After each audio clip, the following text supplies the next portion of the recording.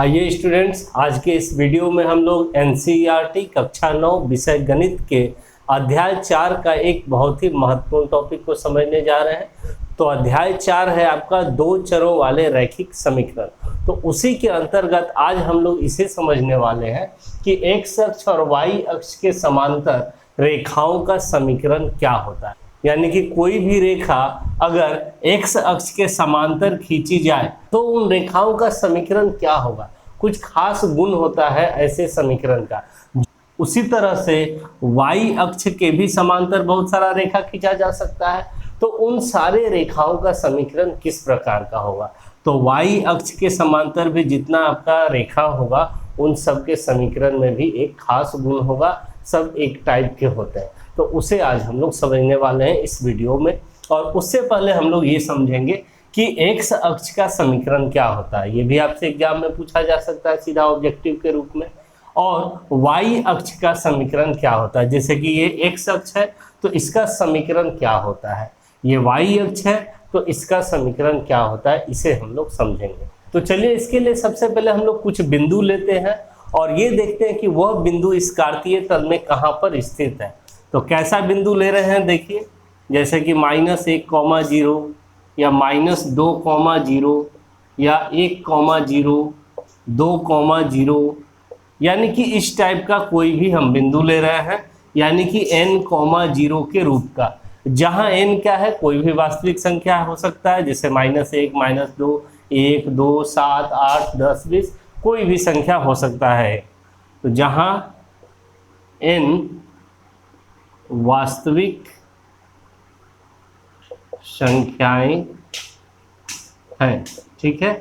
तो इस तरह का हम लोग कुछ बिंदु लिए। तो अब देखिए ध्यान से कि इन सारे बिंदु का जो रूप है वो खास रूप का है। क्या खास बात है इन सारे बिंदु में, देखिए कि सभी का y निर्देशांक 0 है। कोई भी बिंदु जो लिखा जाता है तो वह x, y के रूप में लिखा जाता है। यानी पहला वाला संख्या x निर्देशांक और दूसरा वाला संख्या y निर्देशांक कहलाता है। तो यहाँ पर देखिए आपका कि सभी का y निर्देशांक क्या है, 0 है। अब इन बिंदु को देखिए कि यह कहाँ पर स्थित है। जैसे कि -1,0 कहाँ पर स्थित है, तो जिसका भी y निर्देशांक 0 हो जाता है वह x अक्ष पर स्थित होता है। तो यह बिंदु कहाँ पर होगा, तो x अक्ष पर जहाँ -1 है तो यही वाला बिंदु हो गया आपका -1,0। ठीक है, समझ में आया।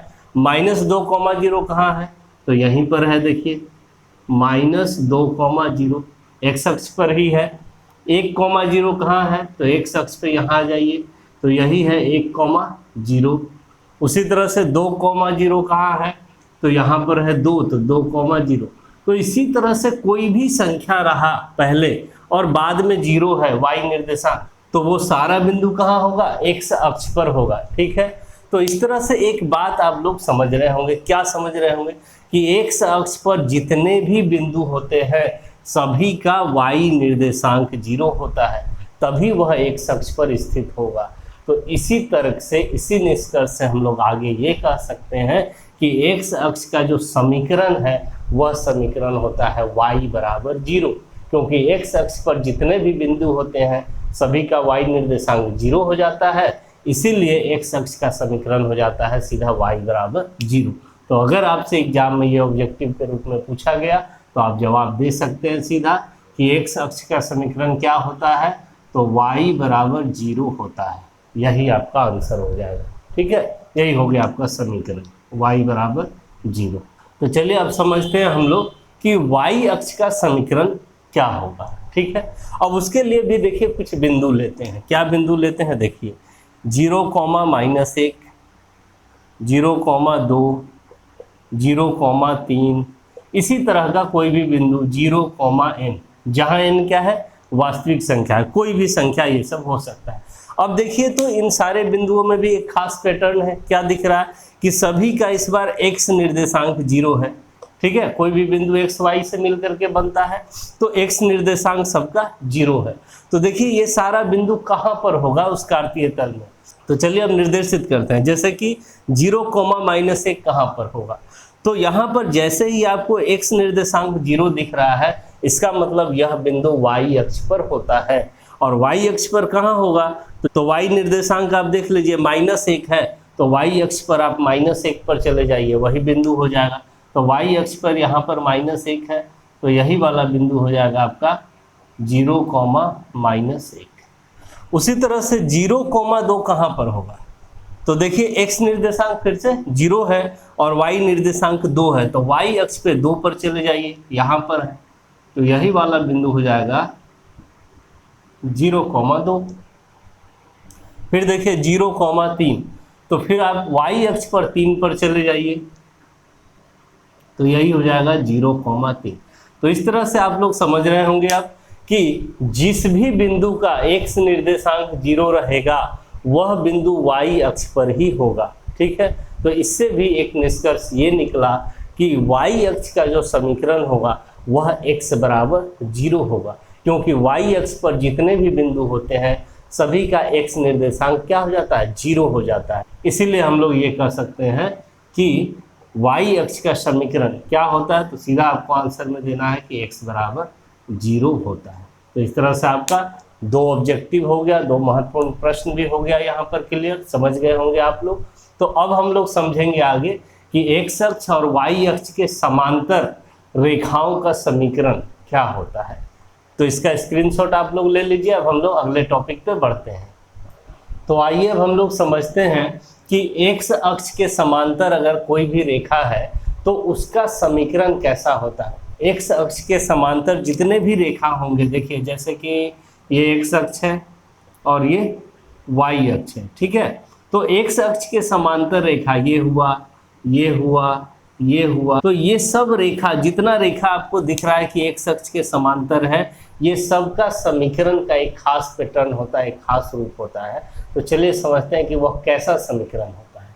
तो यहाँ पर देखिए, वह समीकरण जो 0 × x + by + c = 0 के रूप का होता है, उसका आलेख, आलेख का मतलब यही ग्राफ, ग्राफ कैसा आएगा, रैखिक समीकरण का रेखा आएगा, इसलिए यहाँ पे रेखा लिखा हुआ है। तो उसका आलेख जो है x अक्ष के समांतर होगा, यानी कि कैसा समीकरण, इस टाइप का समीकरण जितना होगा 0 × x + by + c, जहाँ b और c कोई भी वास्तविक संख्या आप ले सकते हैं, और b और c को आपको 0 नहीं लेना है, कोई भी वास्तविक संख्या लीजिए 0 को छोड़ करके। तो जैसे कुछ उदाहरण यहाँ पर है, देखिए 0 × x + 2y + 3 = 0, जहाँ b के जगह पे 2 ले लिए और c के जगह पे 3 ले लिए, तो यह एक समीकरण बन गया, 2 चर वाला रैखिक समीकरण। तो इसका अगर हम ग्राफ खींचेंगे तो यह x अक्ष के समांतर आएगा। दूसरा उदाहरण 0 × x - 3y + 4 = 0, जहाँ पर अब b के जगह पे हम -3 ले लिए हैं और c के जगह पे 4 ले लिए हैं। तो इसका भी आलेख जो होगा, ग्राफ होगा, वह x अक्ष के समांतर होगा। 0 × x + y + 2 = 0, यह भी होगा। अब देखिए यहाँ पर 0 × x का मतलब क्या, 0 × x करेंगे तो ये 0 ही हो जाएगा। तो यहाँ पर ये भी बात एक छिपा हुआ है कि वैसा समीकरण जिसमें y तो मौजूद हो और c के जगह पर तो कोई संख्या हो, लेकिन x नहीं भी है तो भी चलेगा।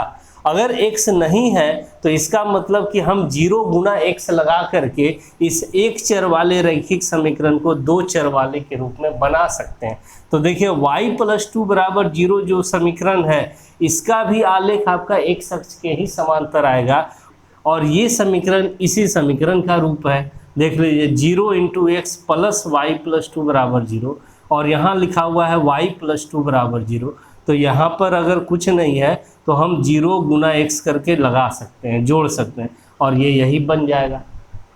उसी तरह से यहाँ देखिए 3y - 6 = 0 है, यहाँ भी x नहीं है, तो हम यहाँ पर 0 × x लगा के इस समीकरण को 2 चर वाला रैखिक समीकरण बना सकते हैं।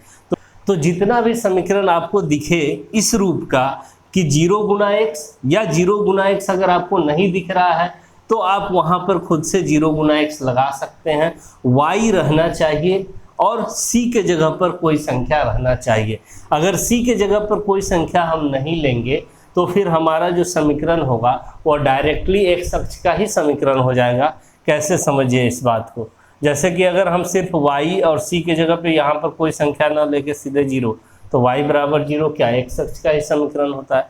जैसे अगर 3y और यहाँ c के जगह पे हम -6 लिए हैं और यहाँ -6 नहीं लेके 0 ले लेते तो हमारा समीकरण हो जाता है ये चीज़ 3y + 0 = 0, और इसका मतलब 3y = 0, और फाइनली तब क्या होता है ये 3 गुना में उधर जाएगा तो भाग में, तो y बराबर 0/3 यानी 0, और y बराबर 0 किसका समीकरण, x अक्ष का समीकरण होता है। तो इसीलिए यहाँ पर क्या बताया गया कि c के जगह पर कोई संख्या होना चाहिए, 0 नहीं होना चाहिए, यानी कि ऐसा रैखिक समीकरण जिसमें x का गुणांक क्या हो, 0 हो, y होना चाहिए, y का गुणांक कभी 0 नहीं लेना है, और c के जगह पर कोई संख्या होना चाहिए। तो ये सब समीकरण जितना है सभी का आलेख, सभी का रेखा x अक्ष के समांतर होता है, यही होता है। तो चलिए एक का हम दिखा देते हैं आप लोग को कि कैसे इसका ग्राफ x अक्ष के समांतर होता है। तो किसी एक समीकरण को यहाँ से हम ले लेते हैं, इसी को ले लेते हैं और इसका आलेख खींच करके आप लोग को दिखाते हैं कि इसका आलेख x अक्ष के समांतर कैसे आता है। तो यहाँ तक का स्क्रीनशॉट ले लीजिए आप लोग। देखिए इस समीकरण को मैंने लिया है, यहाँ पर x का गुणांक आप लोग को 0 दिख रहा है और y है और c है। तो इस समीकरण का जो आलेख होगा, जो रेखा होगा, वह x अक्ष के समांतर होगा। तो चलिए इसको हम लोग खींचते हैं। तो इसके लिए सबसे पहले इसका हम लोग 2 हल निकाल लेते हैं, क्योंकि हम लोग जानते हैं कि किसी भी रैखिक समीकरण का आलेख खींचने के लिए हमें कम से कम 2 हल की जरूरत पड़ती है, 2 बिंदु की, तभी तो हम लोग रेखा खींच सकते हैं। तो हल निकालने के लिए हम लोग एक बॉक्स इधर बना लेंगे, बॉक्स में लिख लेंगे हल को।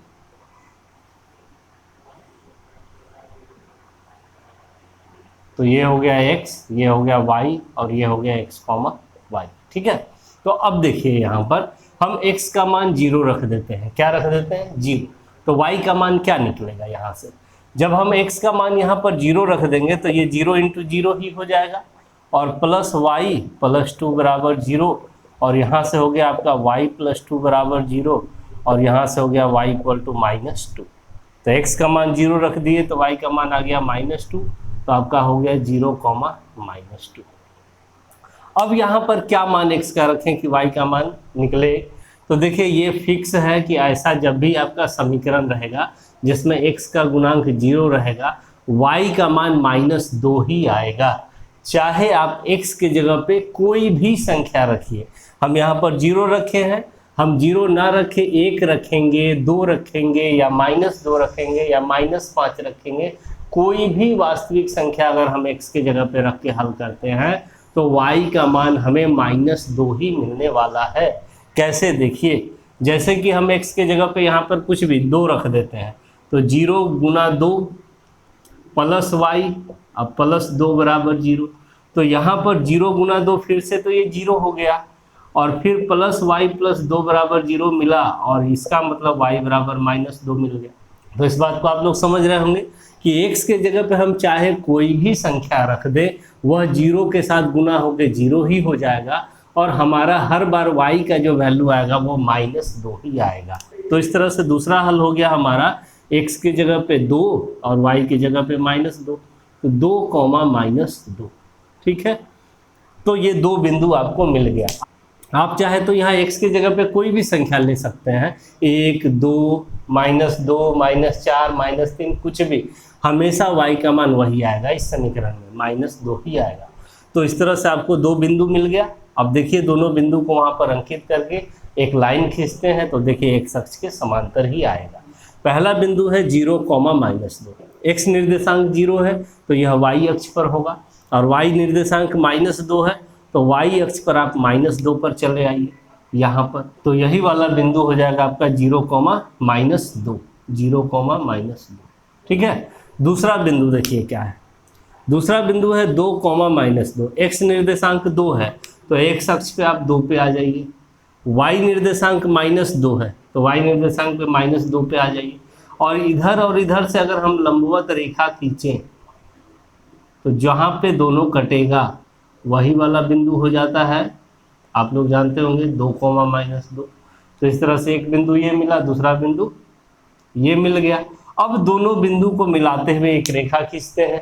तो इस तरह से देखिए एक बिंदु यहाँ आया और एक बिंदु यहाँ, दोनों को मिलाते हुए हम एक रेखा खींच रहे हैं। तो ये जो रेखा है, अब देखिए आप, ये रेखा एक्स अक्ष के ही समांतर हुआ कि नहीं। यहाँ पर एक्स अक्ष है और उसी के समांतर हुआ। तो इस तरह से आप लोग समझ गए होंगे कि कोई भी समीकरण जिसमें x का गुणांक 0 हो, y मौजूद हो और c के जगह पर कोई संख्या हो, तो वैसे समीकरण का जो आलेख होगा, जो रेखा होगा, वह हमेशा x अक्ष के समांतर ही होता है। ठीक है, तो इसका स्क्रीनशॉट ले लीजिए। अब हम लोग चलते हैं कि y अक्ष के समांतर रेखाओं के समीकरण पे। तो चलिए समझते हैं कि y अक्ष के समांतर, आपका ये y अक्ष है, तो इसके समांतर अगर कोई रेखा खींची जाती है तो उस रेखा का समीकरण का रूप क्या होगा। तो वह समीकरण जो ax plus 0 into y plus c बराबर 0 के रूप का होता है, उसका आलेख यानी कि उसका रेखा y अक्ष के समांतर होता है। तो अब इस समीकरण में क्या खास गुण है, देखिए कि ऐसा समीकरण जिसमें y का गुणांक 0 है। पहला जो था आपका x अक्ष के समांतर रेखा, उसमें गुण था कि x का गुणांक 0 था, और जब y अक्ष के समांतर बात हो रहा है तो y का गुणांक 0 होना चाहिए। तो देखिए x प्लस 0 गुना y और प्लस c के जगह पे 2 ले लिए हैं बराबर 0, यह एक समीकरण हो गया दो चर वाला। तो इसका जो आलेख होगा यह y अक्ष के समांतर होगा। फिर दूसरा उदाहरण देखिए, 2x plus 0 into y minus 3 equal to 0, इसका भी आलेख y अक्ष के समांतर होगा। 4x plus 0 into y plus 8 equal to 0, इसका भी आलेख y अक्ष के समांतर होगा। सिंपली अगर 4x प्लस 8 इक्वल टू 0 लिखा है तो इसको भी हम दो चर के रूप में बना सकते हैं, क्योंकि y यहाँ नहीं है तो हम 0 गुना y को जोड़ सकते हैं। तो इसी समीकरण को देखिए इस रूप में बनाया गया है, 4x प्लस 8, और यहाँ y नहीं था तो 0 गुना y हम खुद से जोड़ सकते हैं, और ये बन गया फिर दो चर वाला समीकरण। और जब इसका आलेख खींचेंगे तो वह y अक्ष के ही समांतर होगा। तो उसी तरह से ये भी देखिए, minus 2x minus 5 equal to 0, यहाँ भी y वाला पद नहीं है तो हम 0 गुना y जोड़ सकते हैं इसमें भी, और इसको भी बना सकते हैं इस तरह से, minus 2x plus 0 into y minus 5 equal to 0। तो यह भी बन गया दो चर वाला समीकरण, और इसका भी आलेख खींचेंगे तो y अक्ष के समांतर ही होगा। तो क्या सब में खास गुण है कि वैसा रैखिक समीकरण लेना है जिसमें क्या रहे, y का गुणांक 0 रहे और x आपका रहना चाहिए और c के जगह पे कोई संख्या रहना चाहिए। तो उन सब समीकरण का अगर आप आलेख खींचते हैं, रेखा खींचते हैं, तो वो हमेशा ही y अक्ष के समांतर होगा। अब इनमें से कोई एक समीकरण हम ले लेते हैं और उसका आलेख खींच करके आप लोग को दिखाते हैं कि वह y अक्ष के समांतर होता है कि नहीं। तो चलिए इसी को ले लेते हैं, 4x plus 0 into y plus 8 equal to 0 का। तो इसका स्क्रीनशॉट ले लीजिए अभी आप लोग। तो चलिए इसका आलेख खींचने के लिए सबसे पहले दो हल निकाल लेते हैं, और उसके लिए हम लोग सबसे पहले एक बॉक्स बना लेते हैं।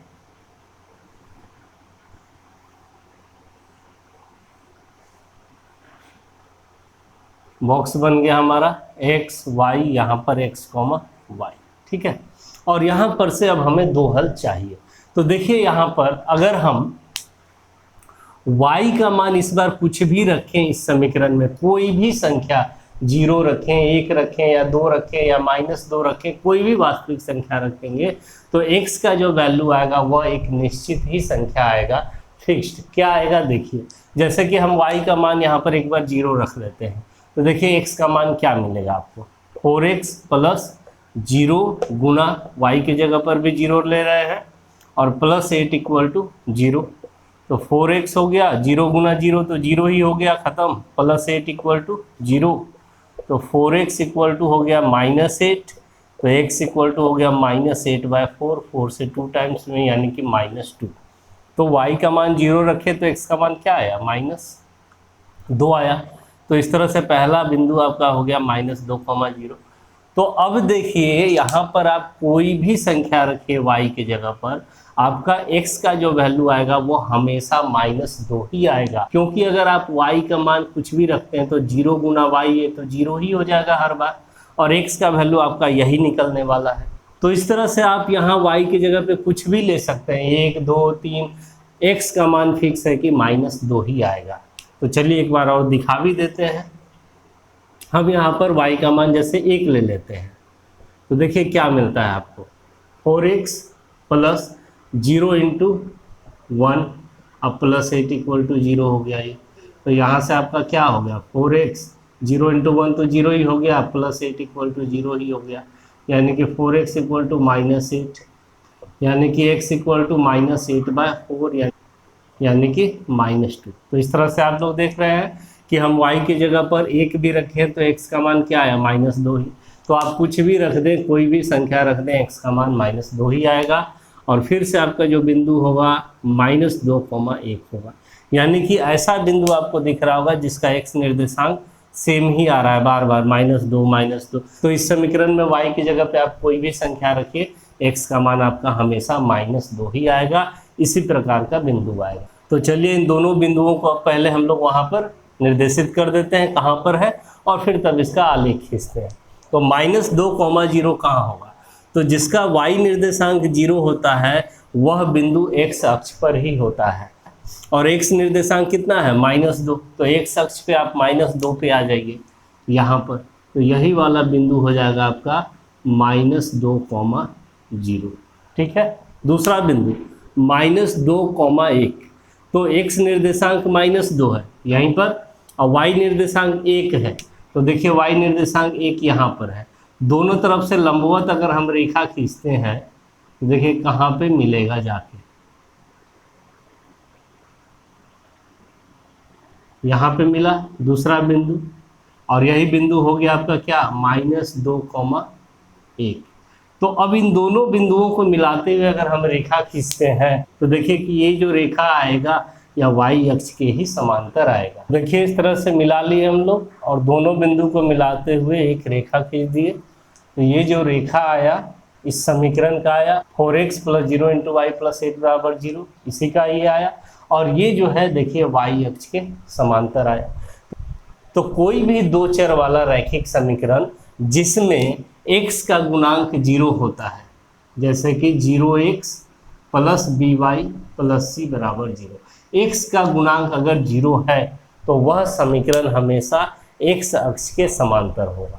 और वैसा समीकरण जिसमें y का गुणांक 0 हो जाता है, ax + 0y + c = 0, तो उसका आलेख जो होगा हमेशा y अक्ष के समांतर होगा। ठीक है।